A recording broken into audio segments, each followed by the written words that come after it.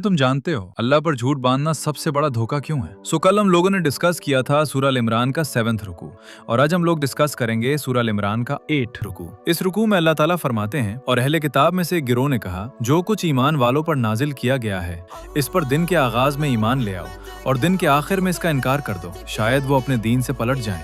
और ये भी कहते हैं कि अपने दीन की पैरवी करने वालों के सिवा किसी पर ईमान न लाओ। आप कह दीजिए, हिदायत तो अल्लाह ही की हिदायत है। क्या ये इस बात पर हसद है कि किसी और को भी वही चीज दे दी जाए जो तुम्हें दी गई, या वो तुमसे तुम्हारे रब के पास झगड़ा करें? कह दीजिए, फजल अल्लाह ही के हाथ में है, वो जिसे चाहता है देता है, और अल्लाह वसअत वाला सब कुछ जानने वाला है। वो अपनी रहमत के लिए जिसे चाहता है चुन लेता है, और अल्लाह बड़े फजल वाला है। और अहले किताब में से कुछ ऐसे हैं कि अगर तुम उनके पास ढेरों माल अमानत रखो तो वो तुम्हें वापस कर देते हैं, और कुछ ऐसे हैं कि अगर एक दीनार भी अमानत रखो तो वो वापस नहीं करते जब तक तुम उनके सर पर खड़े न रहो। ये इसलिए कि वो कहते हैं, इन अनपढ़ लोगों के मामले में हम पर कोई गिरफ्त नहीं, और वो जानबूझकर अल्लाह पर झूठ बांधते हैं। क्यों नहीं? जो अपना वादा पूरा करे और तकवा इख्तियार करे तो अल्लाह तकवा वालों से मोहब्बत करता है। बेशक जो लोग अल्लाह के अहद और अपनी कस्मों को थोड़ी सी कीमत के बदले बेच देते हैं, इनका आखिरत में कोई हिस्सा नहीं। अल्लाह क़यामत के दिन न उनसे बात करेगा, न उनकी तरफ देखेगा, न उन्हें पाक करेगा, और उनके लिए दर्दनाक अजाब है। और उनमें से एक गिरोह ऐसा भी है जो अपनी जबानों को किताब के साथ मरोड़ देता है